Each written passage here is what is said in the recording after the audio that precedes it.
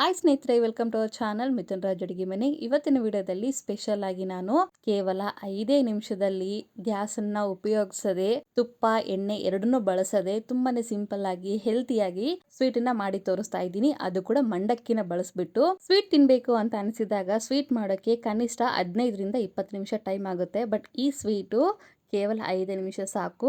ಇಷ್ಟು ಸಿಂಪಲ್ ಆಗಿ ಸ್ವೀಟ್ ಮಾಡಿಕೊಟ್ರೆ ಬೇಕರಿಯಿಂದ ಸ್ವೀಟ್ ಬೇಕು ಅಂತ ಕೇಳೋದೇ ಇಲ್ಲ. ನಾನು ಗ್ಯಾರಂಟಿ ಕೊಡ್ತೀನಿ. ತಡ ಮಾಡದೆ ವಿಡಿಯೋ ಸ್ಟಾರ್ಟ್ ಮಾಡೋಣ. ಮೊದಲನೇದಾಗಿ ಯಾವುದಾದ್ರೂ ಕಪ್ಪಿನ ಅಳತೆಯಲ್ಲಿ 1 ಕಪ್ ರೆಡಿ ಮಾಡಿ ಇಟ್ಕೊಳ್ಳಿ.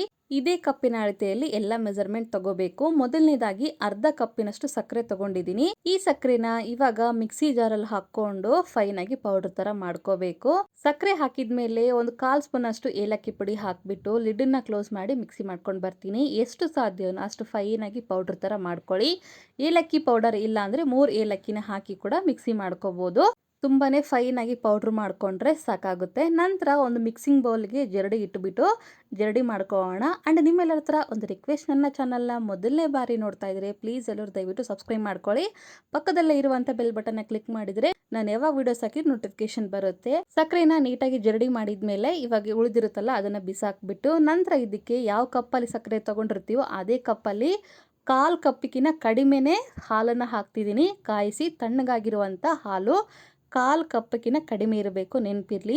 ಸ್ವಲ್ಪ ಸ್ವಲ್ಪನೇ ಹಾಲು ಹಾಕೊಂತ ಈ ರೀತಿ ನೀಟಾಗಿ ಮಿಕ್ಸ್ ಮಾಡ್ಕೋಬೇಕು. ಯಾವುದೇ ಗಂಟಿರಬಾರ್ದು, ಯಾವುದೇ ಲಂಪ್ಸ್ ಇರಬಾರ್ದು. ಸ್ಪೂನಿನ ಸಹಾಯದಿಂದ ಈ ರೀತಿ ಮಿಕ್ಸ್ ಮಾಡ್ಕೊಂತ ಇದ್ದಂಗೆಲ್ಲ ಟೆಕ್ಸ್ಚರ್ ನೋಡಿ ಯಾವ ತರ ಬಂದಿದೆ, ಒಂದು ಕೂಡ ಗಂಟಿಲ್ಲ. ಎಷ್ಟು ಸುಲಭ ಈ ಸ್ವೀಟ್ ಅಂದ್ರೆ, ಏನಾದರೂ ಸ್ವೀಟ್ ತಿನ್ಬೇಕು ಅಂತ ಅನಿಸಿದಾಗ ಮನೆಯಲ್ಲಿ ಮಂಡಕ್ಕಿದ್ಬಿಟ್ರೆ ಸಾಕು, ಬೇರೆ ಏನು ಬೇಡ. ನಂತರ ಇದಕ್ಕೆ 1 ಸ್ಪೂನ್ ಅಷ್ಟು ಹಾಲಿನ ಪೌಡರ್ ಹಾಕ್ತಾ ಇದ್ದೀನಿ. ಇದು ಆಪ್ಷನಲ್ ಮಾತ್ರ, ಇದ್ರೆ ಹಾಕೊಳ್ಳಿ, ಇಲ್ಲಾಂದ್ರೆ ಇಲ್ಲ. 1 ಸ್ಪೂನ್ ಅಷ್ಟು ಹಾಲಿನ ಪೌಡರ್ ಹಾಕಿದ್ಮೇಲೆ ನೀಟಾಗಿ ಕಲ್ಸ್ಕೊಂಡಿದ್ಮೇಲೆ ಟೆಕ್ಸ್ಚರ್ ನೋಡಿ ಯಾವ ತರ ಬಂದಿದೆ, ಯಾವುದೇ ಗಂಟಿಲ್ದೆ ಈ ರೀತಿ ನೀಟಾಗಿ ಕಲ್ಸ್ಕೊಂಡು ರೆಡಿ ಮಾಡ್ಕೊಂಡು ಇಟ್ಕೊಂಡಿದ್ದೀನಿ. ಇದು ಪಕ್ಕಕ್ಕಿಲ್ಲಿ. ನಂತರ ಇನ್ನೊಂದು ಪ್ಲೇಟಲ್ಲಿ ಯಾವ ಕಪ್ಪಲ್ಲಿ ಸಕ್ಕರೆ ತಗೊಂಡಿರ್ತೀವೋ ಅದೇ ಕಪ್ಪಲ್ಲಿ 2 ಕಪ್ ಅಷ್ಟು ಮಂಡಕ್ಕಿನ ತಗೊಂಡಿದ್ದೀನಿ. ನಂತರ ಇದಕ್ಕೆ 5ರಿಂದ 10 ಗೋಡಂಬಿನ ತಗೊಂಡಿದ್ದೀನಿ. ನೀವು ಬೇಕಿದ್ರೆ ಗೋಡಂಬಿ ಪ್ಲೇಸ್ ಅಲ್ಲಿ ಬಾದಾಮಿನ ಕೂಡ ತಗೋಬಹುದು.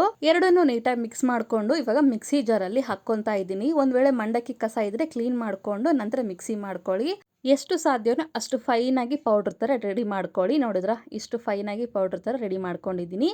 ನಂತರ ಈ ಮಂಡಕ್ಕಿ ಪೌಡರ್ನ ಜರಡಿ ಮಾಡ್ಕೋಬೇಕು.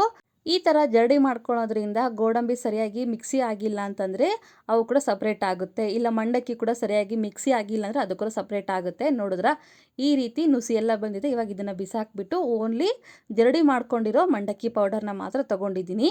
ನಂತರ ಈ ಮಂಡಕ್ಕಿ ಪೌಡರ್ನ ಸಕ್ಕರೆ ಹಾಲು ಮಿಕ್ಸ್ ಮಾಡಿರುವಂಥ ಪೇಸ್ಟಲ್ಲಿ ಹಾಕಿಬಿಟ್ಟು ನೀಟಾಗಿ ಕಲಿಸ್ಕೊತೀನಿ. ಇವಾಗ ಇನ್ನು ಏನು ಹಾಕೋ ಅವಶ್ಯಕತೆ ಇಲ್ಲ, ಇಷ್ಟೇ ಸಾಕು. ನೀಟಾಗಿ ಕಲಿಸ್ಕೋಬೇಕು. ನೀವು ಕಲಿಸ್ತಾ ಇದ್ದಂಗೆಲ್ಲ ಒಂದು ವೇಳೆ ನಿಮಗೆ ನೀರಾಗಾಯಿತು, ಪೇಡ ಥರ ಮಾಡೋಕ್ಕೆ ಬಂದಿಲ್ಲ, ಶೇಪ್ ಮಾಡೋಕ್ಕೆ ಬಂದಿಲ್ಲ ಅಂದರೆ ಇನ್ನೂ ಸ್ವಲ್ಪ ಮಂಡಕ್ಕಿನ ಮಿಕ್ಸ್ ಮಾಡಿಕೊಂಡು ಆ ಪೌಡರ್ನ ಜರಡಿ ಮಾಡಿಕೊಂಡು ಹಾಕ್ಕೊಳ್ಳಿ. ಕರೆಕ್ಟ್ ಕನ್ಸಿಸ್ಟೆನ್ಸಿ ಆಗುತ್ತೆ. ನೆನಪಿರಲಿ, ನಮಗೆ ಪೇಡ ಶೇಪ್ ಬರೋ ಥರ ಕನ್ಸಿಸ್ಟೆನ್ಸಿ ಇರಬೇಕು. ನೋಡಿದ್ರೆ ವಿಡಿಯೋದಲ್ಲಿ ಕಾಣಿಸ್ತಾ ಇದೆಯಲ್ಲ, ಇಷ್ಟಾದರೆ ಸಾಕು. ತೀರಾ ನೀರಾಗಿರಬಾರ್ದು, ತೀರಾ ಸಾಫ್ಟಾಗಿ ಕೂಡ ಇರಬಾರ್ದು. ನಾರ್ಮಲ್ ಆಗಿ ಪೇಡ ಯಾವ ಥರ ಇರುತ್ತೆ ನೋಡಿ ತಿಂದಾಗ, ಅಷ್ಟಿದ್ರೆ ಸಾಕು.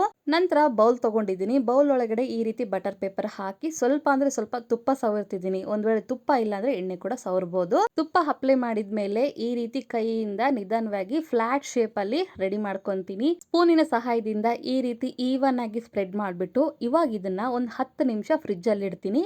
ಒಂದು ವೇಳೆ ಫ್ರಿಜ್ ಇಲ್ಲ ಅನ್ನೋರು ನಾರ್ಮಲ್ ಆಗಿ ರೂಮ್ ಟೆಂಪರೇಚರಲ್ಲಿ ಒಂದು 10ರಿಂದ 15 ನಿಮಿಷ ಬಿಟ್ಬಿಟ್ಟು ನಂತರ ಈ ರೀತಿ ಶೇಪ್ ಮಾಡಿಕೊಂಡು ಕಟ್ ಮಾಡಿಕೊಂಡ್ರೆ ತುಂಬಾನೇ ಸಿಂಪಲ್ ಆಗಿರುವಂಥ ಸ್ವೀಟ್ ರೆಡಿನೇ ಆಗೋಗುತ್ತೆ. ಬಟರ್ ಪೇಪರ್ ತೆಗೆದ್ರೆ ಎಷ್ಟು ಸುಲಭವಾಗಿ ಬರುತ್ತೆ ನೋಡಿ, ಅದಕ್ಕೆ ಬಟರ್ ಪೇಪರ್ ಹಾಕೋದು. ಒಂದು ವೇಳೆ ನಿಮ್ಮ ಹತ್ರ ಬಟರ್ ಪೇಪರ್ ಇಲ್ಲ ಅಂತಂದರೆ ಬೌಲಿಗೆ ತುಪ್ಪನ ಎಣ್ಣೆನೆ ಹಚ್ಕೊಂಡು ಮಾಡ್ಕೊಳ್ಳಿ.